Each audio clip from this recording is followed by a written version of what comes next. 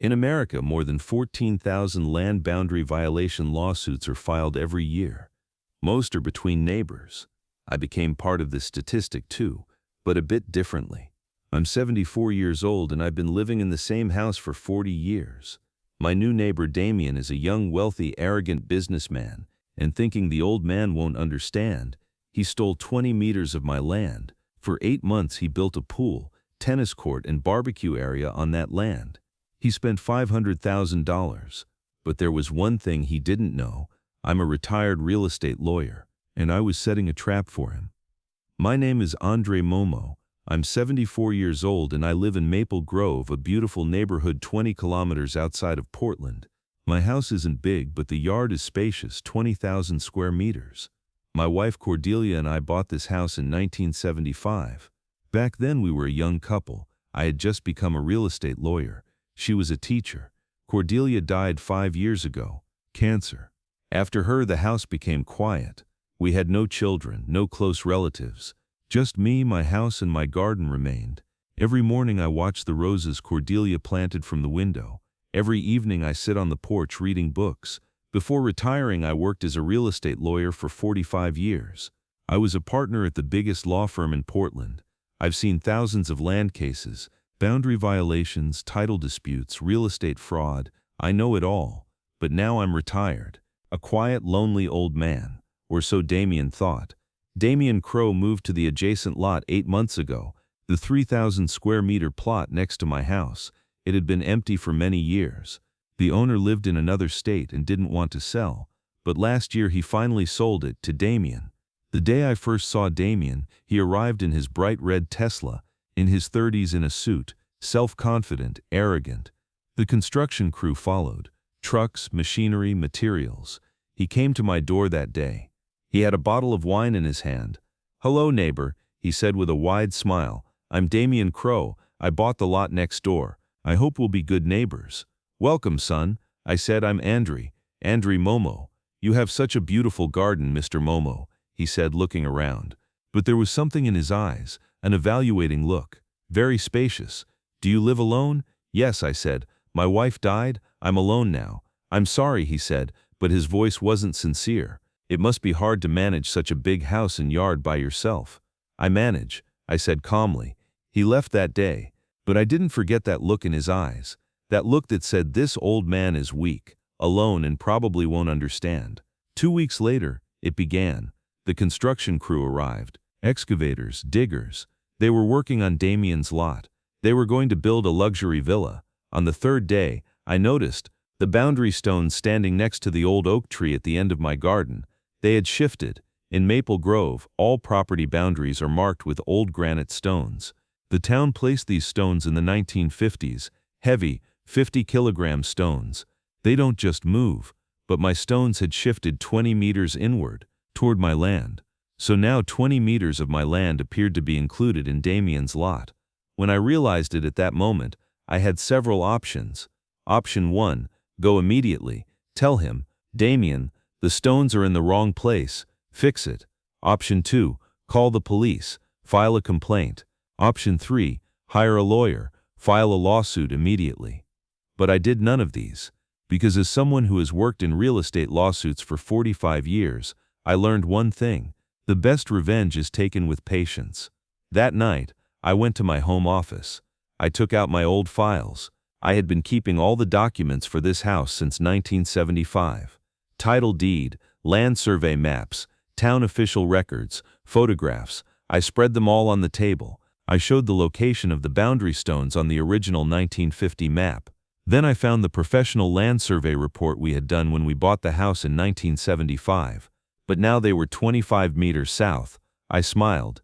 Damien had made a big mistake. The next day, I took my camera and went out to the garden. I photographed the moved stones from every angle. I recorded the dates, the time. Then I documented the original locations, the oak tree, everything. Then I did one more thing. I waited quietly. A week later, Damien came to my door. He had architectural drawings in his hands. "Mr. Momo," he said with that fake friendly smile. "I didn't want to bother you, but I wanted to show you my plans. Look at this, it's going to be amazing." He spread the drawings on the table. The villa was magnificent, But what really caught my attention was something else, the garden plan. In the drawing, the pool, tennis court, barbecue area, all were on my land. But the drawing said Crow property. Very nice, I said calmly. So you're thinking of building a pool? Yes, he said excitedly, a 50-meter Olympic pool. And tennis court, barbecue area, jacuzzi, all from the best materials. Estimated cost $500,000. Wow, I said, that's expensive. It's worth it, he said. This lot is great. Spacious, flat, perfect. Especially that side, he said, pointing to my land. Very nice area. It really is, I said with a smile. He left, and I moved to the second phase of the plan, being even more quiet. 2 weeks later, construction began. First they finished the villa. Modern, glass-fronted, a luxury structure, estimated value $1.5 million. Then the garden work began, and that's when everything got interesting. First they dug the pool, a huge excavation, 50 meters long, 25 meters wide, 3 meters deep, professional crew, the best materials, price $120,000. I watched from the window, and I took photos every day. When the pool was finished, it was magnificent, blue mosaic, LED lighting, heated, but it was completely on my land. Then came the tennis court. Professional surface, lines, net, lighting, price $80,000, again on my land. Then the barbecue area, stone oven, wide counter, work area, luxury furniture, price $60,000, again on my land. Then the jacuzzi, 8-person, luxury model, price $35,000, again on my land. Then landscaping, exotic plants, grass, trees, lighting, irrigation system, price $85,000, all on my land. Then outdoor furniture, luxury loungers, tables, chairs, umbrellas, price $40,000, all on my land. Total $420,000. For 8 months I watched, every day, from the window. I photographed, I documented, dates, times, costs. I noted everything. Damien never once came and asked, "Mr. Momo, are these boundaries correct?" Because he knew he had moved the boundaries, but he thought the old man won't understand. During those 8 months, Damien stopped by several times, each time politely, but actually for checking. "Mr. Momo, how are you? Any problems?" he would say. "Everything's fine, Damien," I would say with a smile. "Your garden looks great. You've spent a lot of money. It's worth it," he would say proudly. "This property is probably worth $2.5 million now." "Definitely," I would say. Each time he left smiling, thinking the old man really doesn't understand. But at the end of the 8th month, I was ready. I called the best real estate lawyer in town, one of the young partners at the firm I used to work at, Nathaniel Brooks. "Nathaniel," I said, "I have a job for you. An interesting job." We met at his office. I showed him all my documents, original maps, photographs, title records, town documents, and photos from the past 8 months. Nathaniel examined everything. Then he whistled. "Mr. Momo," he said, legally speaking, these improvements are considered part of the land, so right now the value of your land has increased by $420,000 worth of permanent improvements to your land. So what can we do?" Nathaniel smiled. "There are 2 options. First, police complaint, criminal lawsuit, compensation, but that takes a long time and the result isn't guaranteed. Second, Crow, following professional land surveying, it has been determined that all structures you have built in the past 8 months, pool, tennis court, etc., are located on land that is the private property of Mr. Andrey Momo.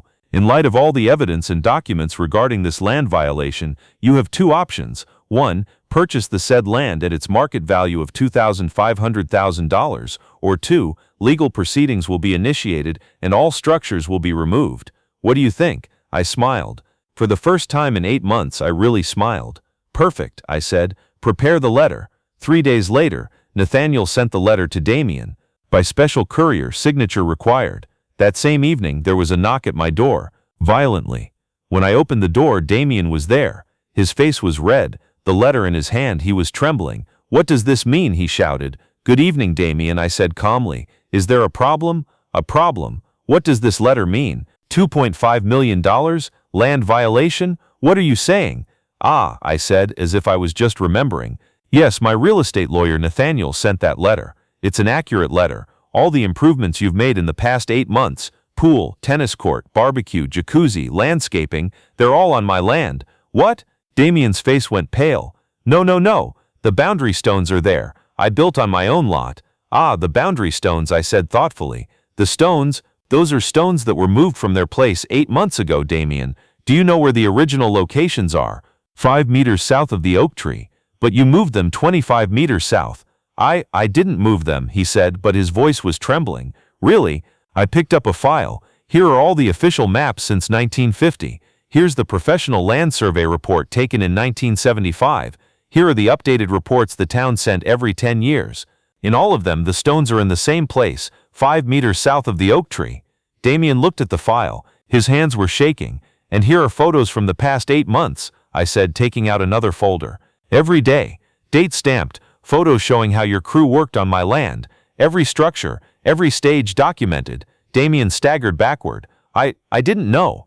Damien, I said, my voice now cold. You knew very well. 8 months ago, the first week you came to town, at midnight you moved those stones with an excavator. The neighbor, Mrs. Delilah, saw you. I took her statement. But I didn't say anything, because I was curious. What will a young, arrogant, wealthy businessman do when he tries to deceive an old man? And you never disappointed. You knew from the beginning. Of course I knew. I'm a real estate lawyer for 45 years, Damien.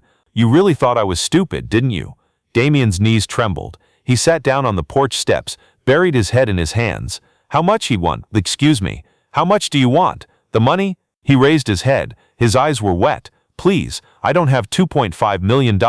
I can't pay that money. I know, I said. I researched. You bought the adjacent lot for $800,000. You spent $1.5 million on the villa. With loans, bank loans, and right now you have zero cash. Then what do you want? I sat down next to him. We were going to really talk for the first time. Damien, I said. You know, 8 months ago when you came to my door, I saw something in your eyes. Arrogance. Contempt. That look that said, this old man is easy. And that day, I remembered my wife Cordelia's words. Cordelia always told me, Andrey, be patient with arrogant people. Arrogance punishes itself. But I didn't just stay patient. I set a trap. So this was a trap? Of course. The first day you moved those stones, I knew. But I didn't say anything, because I was curious. How far will he go? And you went $420,000 far. So what happens now? Now, I said, you have 2 real options. First, we go to court. I win, because all the evidence is with me. The judge tells you, either pay $2.5 million or remove all structures. You can't pay the money. You have to remove the structures. The pool, tennis court, jacuzzi, everything. Cost, $420,000 gone, plus removal fee, $100,000. And your lot's value decreases. Damien's face was white. Second option, he whispered. Second option, be honest with me. Apologize, a real apology, and I'll make you an offer. What offer? I'll sell you that 20-meter piece of land, but not for $2.5 million. At fair market price, $150,000. You can pay in monthly installments. Over 5 years, no interest. Damien looked at me, couldn't believe it. Why? Why are you being so generous? Because, Damien, I said, I didn't do this for revenge. I did it to teach a lesson. You're a young man. You have a lot to learn in life, and what you learn today is never ever underestimate someone because of their age, appearance, or silence, because you don't know what that person has lived through, what they've learned, what they can do. There was a long silence. Damien was crying, real tears. Mr. Momo, he finally said, I'm so sorry. I'm so ashamed. You're right. I'm arrogant. I underestimated you. I thought the old man won't understand, and I had to spend $420,000 to learn this. Yes, I said, an expensive lesson, but I hope you never forget it. I won't, he said. I accept your offer. $150,000, over 5 years in installments. We shook hands. This time it was a real handshake, respectful, honest. The next week, Nathaniel prepared the contract. Damien signed. Every month he started paying $2,500 regularly. But one more thing happened. Damien changed. Now he stops by every week. We chat. When his garden was finished, he invited me to the poolside. He became respectful, humble, truly a good neighbor. One day, sitting by the pool, he said, Mr. Momo, you know I learned so much from you. Not just real estate law, life lessons, and I want to confess something to you. I'm listening, I said. I actually did things like this before, in other cities, to other neighbors. I deceived elderly people, stole their land, sold it, became rich. Before meeting you, I did this in 3 different places. I made a total of $600,000 this way, and I was never caught. My heart sank, but I didn't show it on my face. But now, I asked, now I'm ashamed, very ashamed, and I want to pay back all those people. Thanks to you, I realized that money isn't everything. Honor, respect, honesty, these are more valuable. What will you do? Tomorrow, he said, I'm going to my lawyer. I'll make a list of all those people, and I'll reach out to each one and return what I stole. With interest. Maybe it'll take 5 years, maybe 10, but I'll do it. I smiled. Cordelia's words came to mind. Arrogance punishes itself, but forgiveness creates change. Now I'm 75 years old. Damien is still my neighbor. He still makes his payments every month. But he's not just a neighbor anymore. He's a friend too. Last week he came to me. Mr. Momo, he said, this year I'm paying the last installment. It's been 5 years, and I want to do one more thing. I want to gift you 10% of the villa. It'll be written on the deed, because that villa couldn't exist without your land, and I couldn't be here without your forgiveness. No need, I said. Please, he said, accept it. I owe you, not just money, but my life. I accepted. Now I've both earned $150,000 and own 10% of the luxury villa. But what I really won was something entirely different. Damien's transformation. Last month Damien got married, to a beautiful smart woman, Lydia. I was the guest of honor at the wedding. In his speech Damien said, there's a man here today, Mr. Andrey Momo. Without him I couldn't be the man I am. He taught me the most valuable lesson of my life. Patience, honesty, forgiveness. I tried to deceive him. He made me human. And every day I think of him and try to be like him. That night, returning home, I looked at Cordelia's photograph. You see, my love, I said. You were right. Arrogance punishes itself. But patience and forgiveness change lives. I'm sharing this story because I know there are still thousands of Damiens in the world. People who underestimate the elderly, the weak, the silent. My message to them is, be careful, because the person you underestimate might be much stronger than you. And I have a message for you too, elderly people. Don't be afraid. Defend yourselves. Being silent isn't weakness. Sometimes it's strategy. But never give up seeking your rights. And remember, the best revenge is forgiveness. But before forgiving, don't forget to teach a lesson. The end. Note: Damien is now a real estate consultant, but a different kind of real estate consultant. He provides special service to the elderly. He protects them from scammers trying to deceive them. Not for a fee, voluntarily. I'm paying my debt to Mr. Momo, he says, and me, I'm still in my garden, watering Cordelia's roses, still reading books, still calm. But now I'm doing one more thing, teaching young real estate lawyers. I tell them, patience is the most powerful weapon, and forgiveness is the greatest victory.